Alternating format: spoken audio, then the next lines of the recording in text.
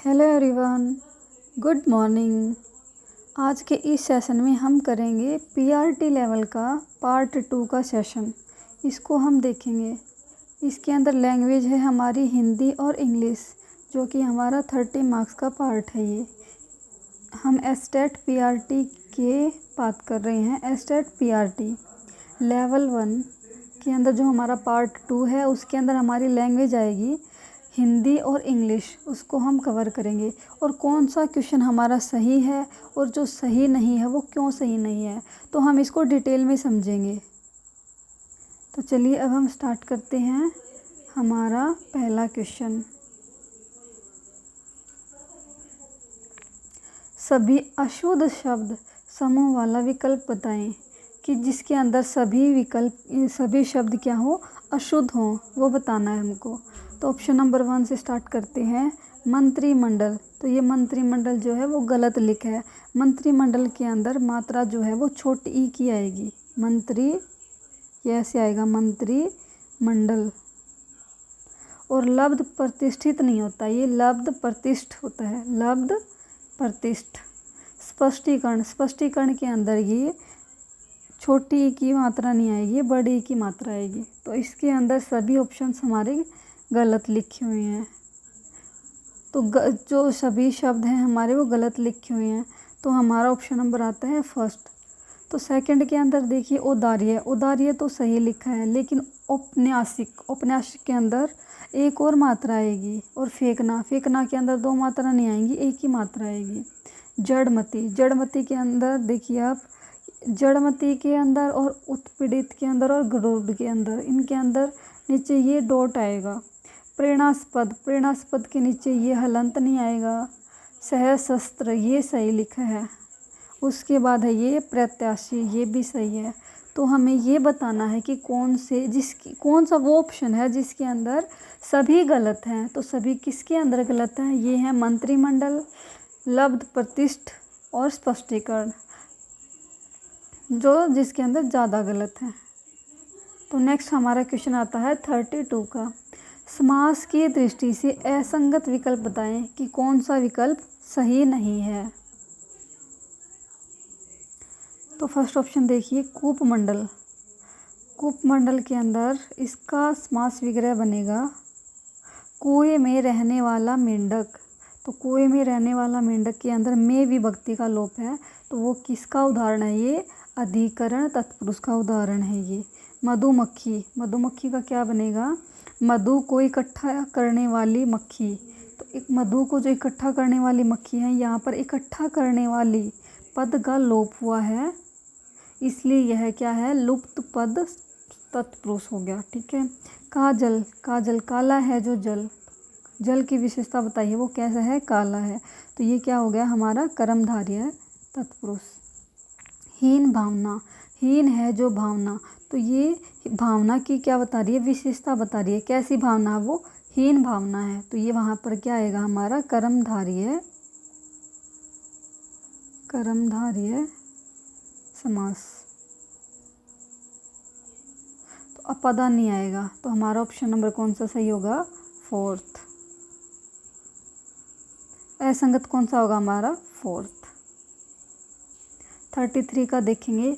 सवर्नाम की दृष्टि से असुमेलित को छांटिए। लड़के आप ही चले जाएंगे। तो आप यहाँ पर है निजवाचक सवर्नाम। ठीक है। ये आप एक प्रतिष्ठ समाज सेवी हैं। आप यहाँ पर क्या है? ये मध्य, जो मध्य जो होता है ना, वो पुरुषवाचक सर्वनाम के जो भेद होते हैं। तो हमारा पुरुषवाचक सर्वनाम होता है, उसके भी 3 भेद होते हैं। कौन कौन से? उत्तम पुरुषवाचक सर्वनाम, मध्यम पुरुषवाचक सर्वनाम और अन्य पुरुषवाचक सर्वनाम। उत्तम पुरुषवाचक सर्वनाम में आएगा मैं, मेरा, हम, हमें आदि। मध्य पुरुषवाचक सर्वनाम में आएगा तुम, तुम्हारा, तुम्हें। अन्य जो पुरुषवाचक सर्वनाम है उसके अंदर हम तीसरे की बात करेंगे, ये, वे, उसका, उनका। तो यहाँ पर ये क्या है हमारा? उत्तम, उत्तम नहीं है, ये हमारा है मध्यम। कि हम जो बोलता है वो होता है उत्तम, जो सुनने वाला है वो है मध्यम, और जो हम दोनों मिलकर तीसरे की बात कर रहे हैं तो वो होता है हमारा अन्य पुरुषवाचक सर्वनाम। तो हमारा है ये मध्यम पुरुषवाचक सर्वनाम। दाल में कुछ काला है तो कुछ क्या है, ये अनिश्चयवाचक सर्वनाम है, ये प्रश्नवाचक नहीं है। प्रश्नवाचक के अंदर तो हम कोई भी क्वेश्चन पूछेंगे तो हमारा असुमिलित, असुमिलित कौन सा होगा, तो फिर हमारा थर्ड होएगा। फोर्थ का और देख लो, मेरी वह पुस्तक खो गई जिसे मैंने कल ही खरीदा था। तो कौन सी पुस्तक खो गई आपकी, जिसे मैंने कल खरीदा। तो ये क्या बता रहा है, संबंध बता रहा है। तो 34 का हमारा क्वेश्चन है, प्रत्यय एवं प्रत्ययुक्त शब्दों के संदर्भ में असमीचीन विकल्प चुनिए, कि जो सही नहीं है वो विकल्प हमें चुनना है। हमारा फर्स्ट ऑप्शन है इला। इला प्रत्यय से जो शब्द बने हैं वो देखते हैं। नुकीला, नुकीला किससे बना है, नोक प्लस इला, नोक प्लस इला क्या बनेगा, नुकीला, ठीक है। पनीला, पनीला कैसे बना है, पानी प्लस इला, क्या बन गया इसका, पनीला। हठ, हठीला कैसे बना है, हठ प्लस इला, हठ प्लस इला क्या बना है, ये हमारा हठीला। तो ये तो सही है हमारा।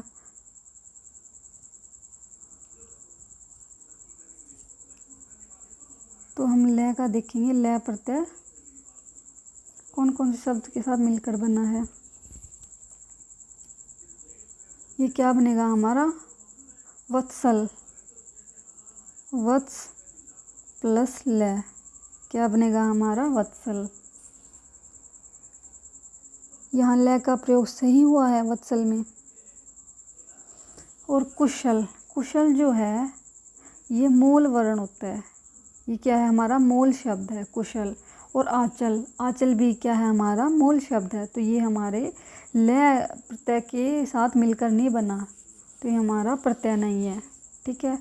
तो ऑप्शन इसमें पूछा है कि असंगत, असंगत यानी कि असमीचीन बताना है। असमीचीन, असमीचीन कौन सा होगा हमारा, ऑप्शन नंबर 2 राइट आंसर, जो गलत बताना था। और आगे देखिए हमारा यह प्रत्यय का सही प्रयोग कहाँ पर हुआ है, इसमें लावण्य, लावण्य किसके साथ मिलकर बना है, लवण प्लस यह, लवण प्लस यह क्या बनेगा, लावण्य। चेतन प्लस यह क्या बनेगा, चैतन्य। सदृश्य प्लस यह क्या बन गया हमारा, सादृश्य। तो ये भी सही है हमारे तीनों। तो ये का प्रयोग देखिए किसके अंदर सही हुआ है। सारथी कैसे बनेगा, सारथ प्लस ई, तो क्या बनेगा हमारा सारथी। दशरथ प्लस ई क्या बनेगा हमारा, दाशरथी। सुमित्रा प्लस ई क्या बनेगा हमारा, सुमित्री। ये भी सही है सुमित्री। तो कौन सा सही नहीं है, तो कौन सा सही नहीं है वो हमारा ऑप्शन नंबर 2।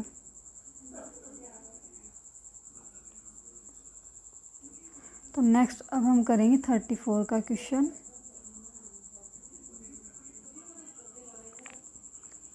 निम्न में से सर्वाधिक उचित विकल्प बताना है हमें, कौन सा विकल्प सही है। तो भाषा एवं साहित्य को संरक्षित, व्यवस्थित व मानकता प्रदान करने वाला रूप ही भाषा का मौखिक रूप है। तो ये कौन सा रूप है हमारा, लिखित रूप होता है, ना कि मौखिक रूप। मौखिक रूप में जो भाषा में हमें परिवर्तन बहुत ज़्यादा देखने को मिलता है, तो मौखिक रूप को हम क्या नहीं कर सकते, संरक्षित नहीं कर सकते। तो हमारा क्या है, ये ऑप्शन नंबर 1 जो है हमारा गलत है। तो स्वर एवं स्वर सहित व्यंजन क्या होते हैं, अक्षर कहलाते हैं। तो देखिए स्वर और स्वर सहित जो अक्षर होते हैं, यह कथन जो है हमारा सत्य है। अक्षर ध्वनि की सबसे छोटी इकाई होता है जिसमें एक स्वर या एक स्वर सहित व्यंजन होता है। जैसे कि आप लगा लो कई या फिर इमली, जो कि जिसके अंदर स्वर जो होते हैं वो भी है और स्वर सहित व्यंजन होते हैं ये। पद को वाक्य में प्रयुक्त होने योग्य बना लेने पर उसे क्या कहते हैं, शब्द कहा जाता है। ये गलत कैसे है, ये भी गलत है। गलत कैसे है, जब शब्द को वाक्य में प्रयुक्त होने योग्य बनाया जाता है ना, जब शब्द को वाक्य में प्रयुक्त होने योग्य बनाया जाता है तो उसे पद कहते हैं। तो ये उल्टी स्टेटमेंट लिखे, यहाँ पर शब्द आना चाहिए था और शब्द पद को यहाँ पर आना चाहिए था। स्वरों के उच्चारण में हवा अवरुद्ध होकर घर्षण खाते हुए निकलती है। तो ये कथन क्या है, ये भी असत्य है।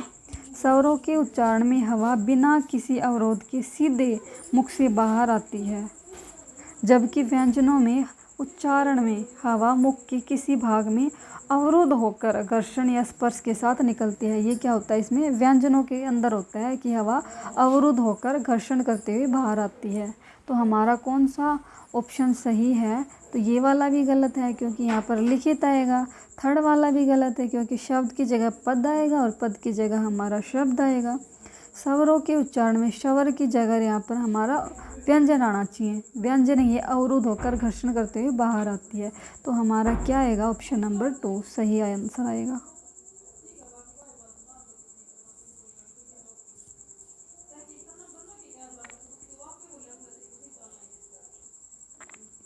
नेक्स्ट क्वेश्चन हमारा 36, संज्ञाओं का सही सुमेलन किस विकल्प में नहीं हुआ, किस विकल्प में सही नहीं है। तो फर्स्ट ऑप्शन देखते हैं, ऋग्वेद, कावेरी और पृथ्वी। ये सभी क्या हैं, विशिष्ट नाम है। जैसे कि एक वेद का नाम हो गया ऋग्वेद, एक नदी का नाम हो गया कावेरी और पृथ्वी जो एक ग्रह का नाम हो गया। तो ये क्या है, हमारे व्यक्तिवाचक संज्ञाएं हैं। वो तो सही है, व्यक्तिवाचक संज्ञाएं हैं। ठीक है। ऑप्शन नंबर 2 देखेंगे, भूकंप, हथेली और कृषक। ये सभी अपनी अपनी जाति का बोध कराते हैं, जाति या फिर वर्ग का। जैसे कि भूकंप एक प्रकार का क्या है, घटना होती है। हथेली क्या है, एक शरीर का अंग है। और जो कृषक होते हैं वो एक व्यवसाय है। तो ये भी सही है। ये क्या है, जातिवाचक संज्ञा होती है, बिल्कुल। क्रोध, सत्य और रोग, ये क्या है, स्वतंत्र भाववाचक संज्ञाएं हैं, लेकिन इन्हें स्वतंत्र भाववाचक संज्ञा कहना उचित नहीं है क्योंकि ये भाववाचक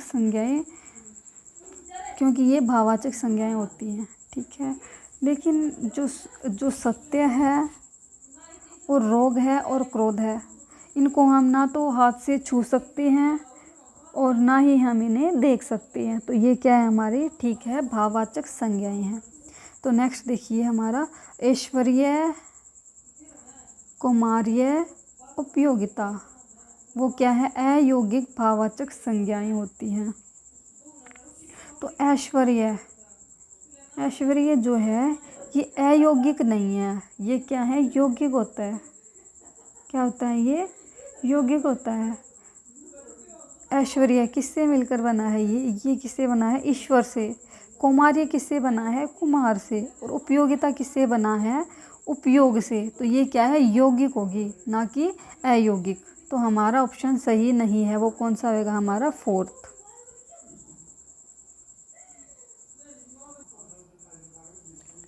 का क्वेश्चन है हमारा, पर्यायवाची शब्द के संदर्भ में असंगत विकल्प बताना है हमें। विष्णु का देखिए, पद्मनाभ, श्रेष और कमलेश, ये क्या है, हमारे विष्णु के पर्यायवाची शब्द हैं। तो ये सही बात है, तीनों क्या हैं, विष्णु के पर्यायवाची शब्द हैं।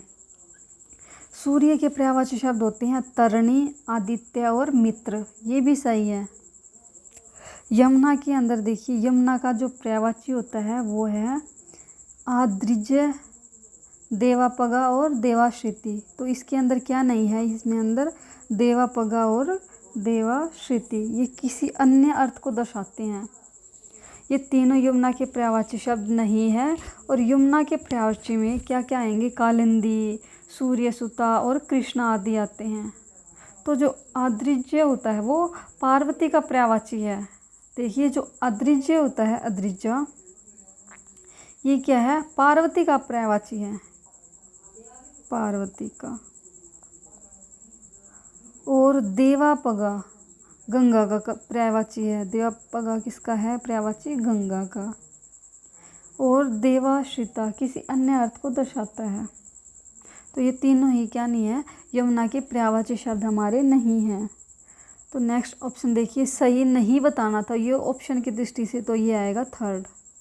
तो फोर्थ ऑप्शन को देख लेते हैं, बिल्ली, शालावृक, दीप्तलोचन, मार्जारी। तो मार्जारी और दीप्तलोचन बिल्ली की ये दोनों पर्यायवाची हैं, जबकि शालावृक कुत्ते का पर्यायवाची होता है। ये किसका होता है, कुत्ते का पर्यायवाची होता है। तो असंगत, तीन असंगत किसके अंदर है, ये यमुना के अंदर। इसके अंदर तो सभी यमुना के पर्यायवाची नहीं है। बिल्ली वाले के अंदर तो दो तो हैं, लेकिन ये शालावृक कुत्ते का दे दिया। तो जिसके अंदर ज़्यादा असंगत है हम उसी का आंसर टिक करेंगे। तो हमारा ऑप्शन क्या आ जाएगा, यमुना वाला।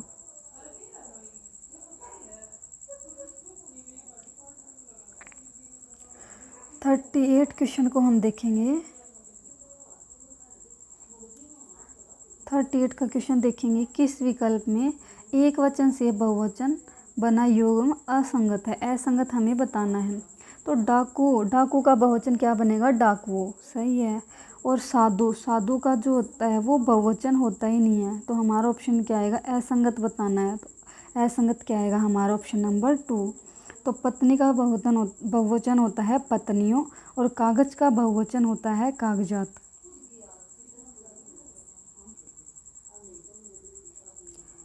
उपसर्ग की दृष्टि से कौन सा विकल्प सुमेलित नहीं है, नहीं है का बताना है। अन उपसर्ग से ही मिलकर बना है, बताओ। अनसुया, अनवकाश, तो ये ऑप्शन माना है हमारी आंसर की में, लेकिन ये सही लग रहा है। देखिए, अन प्लस असूया तो क्या बन जाएगा, अनसुया, ठीक है। अन प्लस अवकाश क्या बन जाएगा, अनवकाश। तो ये सही लग रहा है, लेकिन इसके अंदर सभी ऑप्शन सही हैं। जैसे कि उप उपसर्ग से देखिए कौन से शब्द बने हैं, उप प्लस आश्रय, उप प्लस आश्रय तो क्या बनेगा हमारा, उपाश्रय। उप प्लस आसक तो क्या बन जाएगा हमारा, उपासक। दोनों सही हैं ये भी। तो अ उपसर्ग वाले देखो एक बार, अ प्लस अपरिग्रह तो ये भी सही है। अ प्लस अपरीक्षित ये भी सही है। प्रति उपसर्ग वाले देखना एक बार आप, प्रति प्लस अर्पण ये क्या बनेगा हमारा, प्रति प्लस अर्पण, सही है। प्रत्यर्पण बनेगा ये। प्रति प्लस अंचा, प्रत्यंचा ये भी सही है। तो सभी ऑप्शन इसके अंदर सही दिख रहे हैं, सही लगे, लेकिन जो हमारी ऑफिशियल आंसर की है उसके अंदर हमारा ऑप्शन नंबर 1 बताया है। तो नेक्स्ट क्वेश्चन है हमारा, विलोम शब्द बता।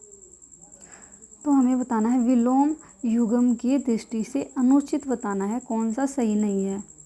तो अग देखिए, अग का अर्थ होता है पाप, और अनग का अर्थ होता है निष्पाप। तो ये इसका विलोम सही है। रित, रित का अर्थ होता है सत्य, अनृत का अर्थ होता है असत्य, ये भी सही है। रिजु, रिजु का अर्थ होता है सीधा या सरल, ये इसके अंदर सरल दे दिया, तो ये वाला गलत हो गया। तो हमारा ऑप्शन नंबर अनुचित कौन सा है, थर्ड। दुष्कर, दुष्कर का अर्थ होता है हमारा कठिन, और सुकर, सुकर का अर्थ होता है हमारा आसान। तो ये भी विलोम की दृष्टि से सही है, कठिन आसान। तो नेक्स्ट हमारा प्रश्न है 41 से लेकर 43 तक, ये हमारा गद्यांश के ऊपर क्वेश्चन है। तो देखिए कौन सा क्वेश्चन पूछा है गद्यांश के अंदर। इसके अंदर उपयुक्त गद्यांश का समुचित शीर्षक बताना है। तो इसका शीर्षक क्या आएगा, इसका शीर्षक पढ़ने के बाद मातृभाषा और भाषा, जनता की मातृभाषा भी हो सकती है, हम किसी एक भाषा को तो लेंगे नहीं, तो सही है मातृभाषा का ही इसमें ज़्यादा वैल्यूएबल लग रहा है ये। तो हमारा आंसर आएगा 41 का मातृभाषा का वैशिष्ट्य है। नेक्स्ट हमारा आता है, किस भाषा से आधुनिक भाषाएं शक्ति एवं सौंदर्य को ग्रहण करती हैं। तो देखिए कहाँ पर है ये, आधुनिक भाषाएं, जैसे संस्कृत को मैं उस महान भंडार के रूप में देखता हूँ जिससे आधुनिक भाषाएं संस्कृति और सौंदर्य ग्रहण कर पुष्पित और पल्लवित हो रही हैं। तो हमारा क्या आएगा ऑप्शन नंबर संस्कृत भाषा से, थर्ड।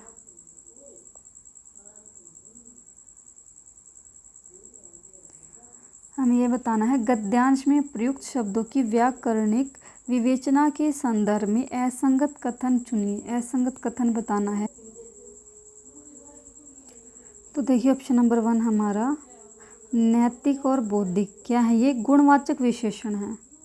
तो बताएं नैतिक और बौद्धिक दोनों शब्द क्या है, गुणवाचक विशेषण है जो कि संज्ञा की गुण का बोध कराती हैं। संज्ञा के गुण का, जैसे कि नैतिक व्यक्ति, ये क्या है नैतिक व्यक्ति है, और बौद्धिक व्यक्ति है तो ये क्या है संज्ञा का क्या बताते हैं, ये विशेषता बताते हैं संज्ञा की। तो ये क्या हो गया हमारा गुणवाचक विशेषण। आवश्यकता देखिए आ उपसर्ग एवं ता प्रत्यय से निर्मित है। तो आवश्यकता कैसे बना है, आवश्यकता शब्द जो है आवश्यक मूल शब्द में ता प्रत्यय लगने से बना है। क्या लगने से, ता प्रत्यय लगने से बनता है। इसमें जो आ लगा हुआ है ना, आ वो उपसर्ग नहीं है। देखिए आ तो इसके अंदर मूल शब्द हो गया, तो ये आ उपसर्ग इसके अंदर नहीं आएगा। तो आवश्यकता जो है यहाँ पर मूल शब्द हो गया, उसके साथ ता जो है वो प्रत्यय लगकर बना है। तो ये क्या हो गया आवश्यकता। तो ये कथन हमारा गलत है, असंगत है। तो अनावश्यक देखिए अनावश्यक कैसे सही है। अनावश्यक जिसके अंदर नहीं के अर्थ में बात हो ना, नहीं, इसका मतलब क्या बनेगा न आवश्यक, ठीक है। जो इसके अंदर ये आएगा न तत्पुरुष आएगा, ठीक है। सौंदर्य भाववाचक तद्धित यह प्रत्यय से निर्मित हुआ है, यह कथन भी सही है। सौंदर्य शब्द जो है सुंदर शब्द के अंदर यह प्रत्यय लगने से बना है। सुंदर प्लस यह क्या बन जाएगा हमारा सौंदर्य। तो क्या है फर्स्ट भी सही है, गुणवाचक होते हैं नैतिक और बौद्धिक। आ उपसर्ग इसके अंदर नहीं लगता। आवश्यक के अंदर आवश्यक जो अपने आप में मूल शब्द है, न तत्पुरुष होता है, क्योंकि जहाँ पर न की बात आ जाए, जिसके अंदर न की बात आ जाए तो वो क्या होगा हमारा न तत्पुरुष। भाववाचक तद्धित यह प्रत्यय से मिलकर बना है। हाँ जैसे कि सुंदर क्या है हमारा भाववाचक हो गया। सुंदर के अंदर यह प्रत्यय लगा दिया, सुंदर प्लस यह, तो हमारा बन गया सौंदर्य।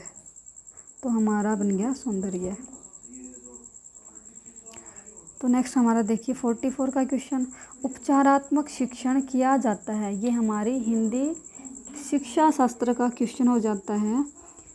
उपचारात्मक शिक्षण जो है वो व्यक्तिगत एक बच्चे का भी किया जा सकता है और समूह में भी किया जा सकता है। जैसे कि बच्चे समूह में कविताएं गा रहे हैं, ठीक है, तो हम समूह में ही बच्चों को उपचारात्मक शिक्षण दे सकते हैं। और जो इंडिविजुअल हर एक बच्चे को अलग अलग भी हम बच्चे को उपचारात्मक शिक्षण दे सकते हैं। तो इसका ऑप्शन आएगा हमारा ऑप्शन नंबर 3। 45 का क्वेश्चन हम देखेंगे, संधि की दृष्टि से असंगत विकल्प हमें बताना है। क्या बताना है हमें, असंगत विकल्प। तो हमारा ऑप्शन नंबर 1 आता है स्वाध्याय और विक्रमाबद्ध। ये क्या है दीर्घ स्वर संधि है।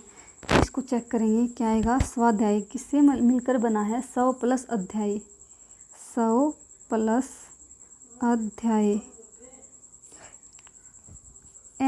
इसका व के अंदर से ए निकालो, ए प्लस ए मिलकर बनेगा आ, तो क्या बन जाएगा ये स्वाध्याय, ठीक है। विक्रम प्लस अब्द, मैं का ए मिलाएंगे और ए मिलाएंगे तो क्या बन जाएगा आ, तो क्या बनेगा हमारा विक्रमाब्द। तो सही है दीर्घ स्वर संधि वाला। तो नेक्स्ट है हमारा हतोत्साह को चेक करेंगे। ये बनेगा हत प्लस उत्साह, तो ए यहाँ से हमारा ए प्लस ऊ मिलकर हमारा बनेगा ओ, गुण संधि के अंदर। नेति न प्लस इति, नेति का बनेगा हमारा न प्लस इति। तो जो न है हमारा इसके अंदर से ए निकाल कर और ई, ए के साथ अगर ई मिला दिया जाए तो हमारा क्या बनेगा ए, तो ये बन गया हमारा नेति, सही है। ये भी सही है गुण स्वर संधि का। तो अगला देखिए स्त्री उपयोगी, स्त्री प्लस उपयोगी। तो हमारा ई के बाद कोई भिन्न स्वर आ जाए, ई के बाद कोई भी भिन्न स्वर आ जाए जैसे कि ऊ, तो हमारा ई का क्या बन जाता है, यह बन जाता है। तो ये क्या बन गया हमारा स्त्री उपयोगी। तनवंगी, तनवंगी कैसे बनेगा, तनु प्लस अंगी, तनु प्लस अंगी। तनु का ऊ प्लस अ, ऊ के बाद अगर भिन्न स्वर आ जाए तो ऊ का क्या बन जाएगा हमारा वह। ये क्या है हमारे यण संधि के अंदर है, तो हमारा बन जाएगा तनवंगी। ये भी सही है यण स्वर संधि। तो अगला हम देखेंगे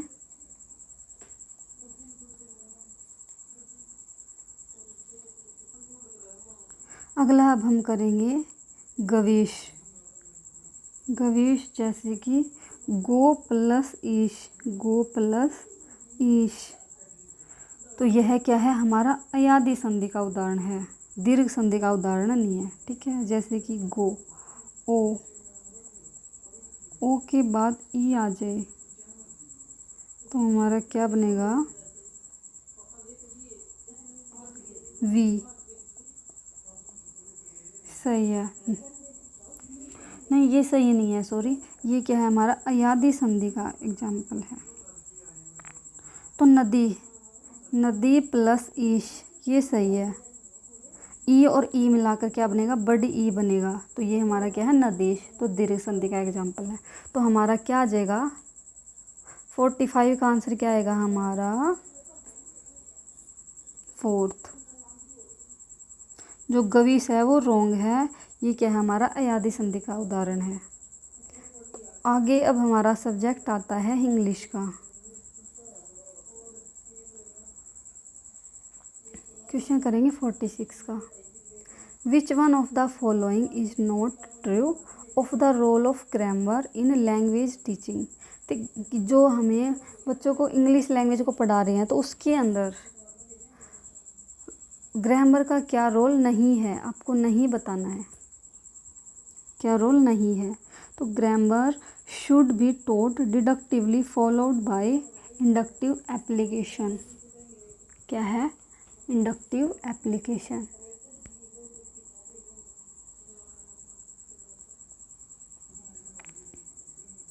तो ये बात करता है हमारा डिडक्टिव टू इंडक्टिव। तो ये हमारा गलत है, क्यों, क्योंकि ये नियम से उदाहरण की बात करते हैं, नियम से उदाहरण की। लेकिन हमें उदाहरण से नियम की ओर पढ़ाना है बच्चों को। पहले उदाहरण दिखाकर, उदाहरण को अच्छे से समझाकर उसके बाद हमें नियम के ऊपर आना है। तो यही हमारी स्टेटमेंट गलत है। तो हम दूसरा ऑप्शन देखते हैं, चेक करते हैं। यही हमारा गलत है। ठीक है, knowledge of grammar is a mean, यानी कि ग्रामर की जो नॉलेज है वो क्या है मीन है। व्याकरण का ज्ञान अपने आप में एक क्या है साधन है, साध्य नहीं है। Not an and in itself, ये क्या है साध्य नहीं है। इसका मतलब है कि व्याकरण एक उपकरण है जिसका उपयोग भाषा को बेहतर ढंग से समझने के लिए किया जाता है, लेकिन यह अपने आप में अंतिम लक्ष्य नहीं है। सही है ये बात। थर्ड देखिए, unless absolutely necessary grammatical terminology is to be avoided, यानी कि जहाँ तक हमें आवश्यकता नहीं होती वहाँ तक हम ग्रामेटिकल जो टर्मिनोलॉजी है उसको हम अवॉइड कर सकते हैं, ताकि हमारी भाषा ज़्यादा टफ या डिफ़िकल्ट ना बने। ठीक है, जो ये कंसेप्ट ही हमारा सही है। Examples that supports the rule R be taught, यानी कि जो एग्जाम्पल है वो हमें सपोर्ट करते हैं रूल सिखाने के लिए। सही है। Exceptional are to be avoided, जो एक्सेप्शंस होते हैं उसको अवॉइड करते हैं। सही है ये बात भी। तो हमारी कौन सी बात गलत है इसके अंदर, ऑप्शन नंबर फर्स्ट, ये स्टेटमेंट हमारी गलत है। विच one of the following is not an advantage of multimedia material, multimedia material के लिए कौन सी बात ये सही नहीं है। तो ये मल्टीमीडिया जो होता है क्लास में पढ़ाने के लिए हम प्रयोग करते हैं, तो इम्प्रूव करता है ये लर्निंग एंड रिटेंशन को। हाँ सही है। गुड लर्निंग आउटकम, हाँ ये अच्छे जो अधिगम आउटकम देता है। इंक्रीज इंटरेक्टिविटी, हाँ बच्चे के अंदर इंटरेक्टिविटी को इंक्रीज करते हैं। ये कॉस्टली नहीं होना चाहिए, सही है, गलत बात है कि ये कॉस्टली नहीं होना चाहिए और टेक्निकल इशू इसके अंदर नहीं आना चाहिए। तो हमारा क्या आएगा, नोट बताना है, नोट के साथ जाएगा हमारा ऑप्शन नंबर 2। तो जो मल्टीमीडिया होते हैं वो सस्ते होने चाहिए और टेक्निकली अच्छे होने चाहिए। तो अगला हमारा पैसेज आएगा।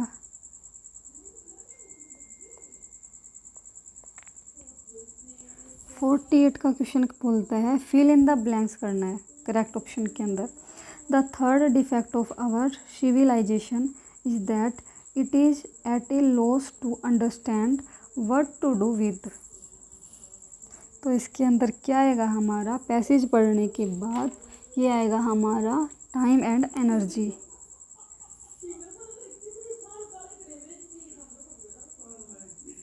क्या आएगा हमारा ये, सॉरी इसके बाद ये हमारा टाइम एंड एनर्जी नहीं आएगा, ये हमारा आएगा it's knowledge. Fill in the blank with the correct option, correct option बताना है कौन सा आएगा। According to the author our dependence on machines will make us. तो क्या आएगा हमारा, द स्लेव्स ऑफ मशीन्स। 50 का देखेंगे, what have machines saved for us, किसके लिए सेव की गई है, टाइम एंड एनर्जी के लिए, इसका आएगा टाइम एंड एनर्जी। 51 का देखेंगे, what is the author advice for the use of leisure. तो हमारा इसका आएगा to become more civilized. According to the passage what does being civilized mean. तो क्या आएगा इसका, love of beautiful things, freedom in thinking, righteous living, maintaining justice.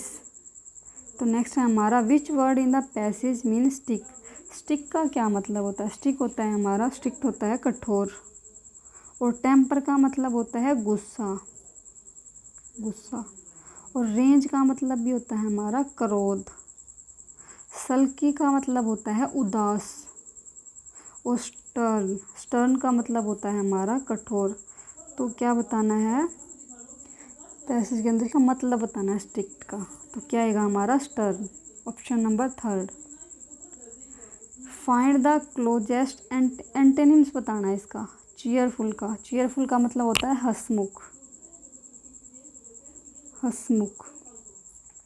तो ये आएगा सल्की, सल्की होता है हमारा उदास, और रून होता है हमारा बर्बाद करना, फियर होता है डर, रिफ्यूज का मतलब होता है अस्वीकार करना या फिर मना करना, अस्वीकार करना या फिर मना करना।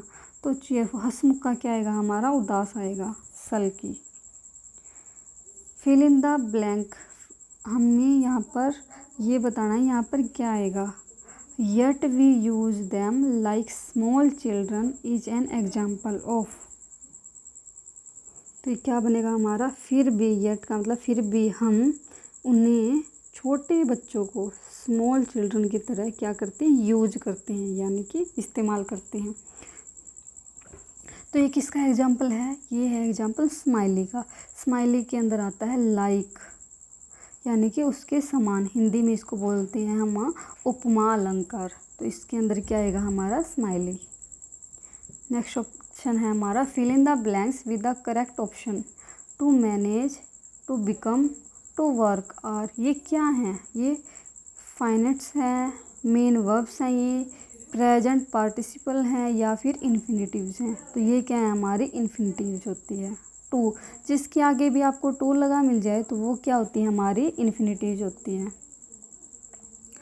इसके अंदर हमें बताना है the first 2 sentences in the passage are in the, इसका हमें टेंस बताना है कि सेंटेंस पैसेज के अंदर हमारे पहले 2 जो सेंटेंस हैं वो कौन से सेंटेंस के अंदर हैं,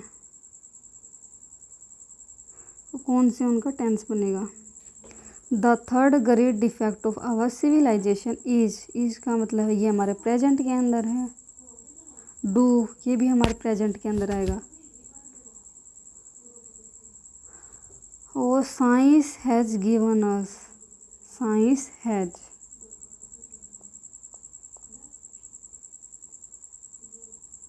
तो ये क्या है हमारा सिंपल प्रेजेंट टेंस है।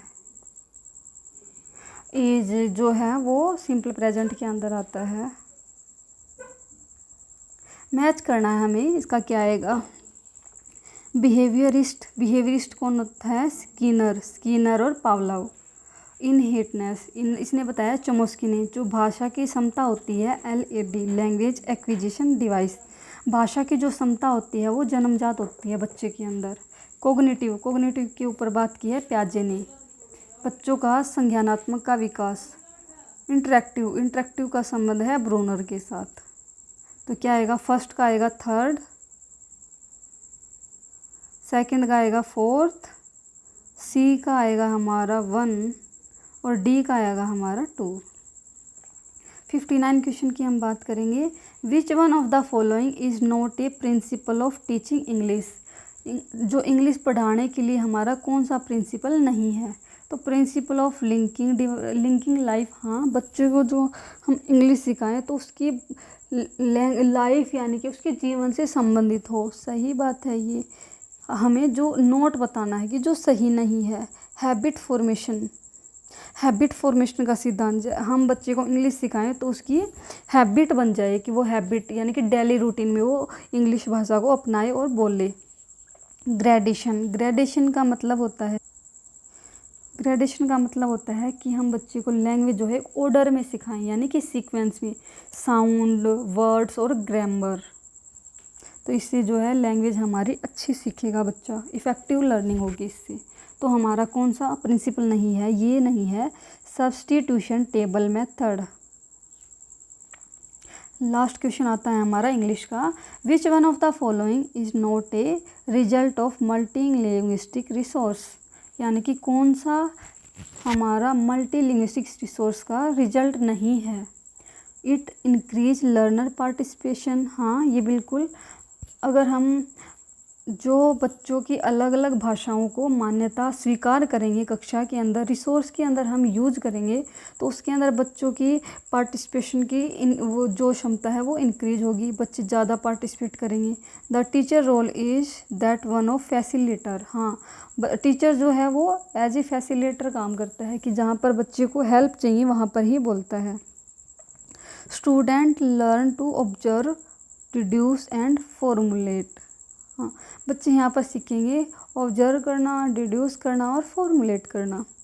The emphasise on language, the emphasise is on language structure rather than on the message, नहीं यहाँ पर हमें लैंग्वेज की स्ट्रक्चर के ऊपर ध्यान नहीं देना।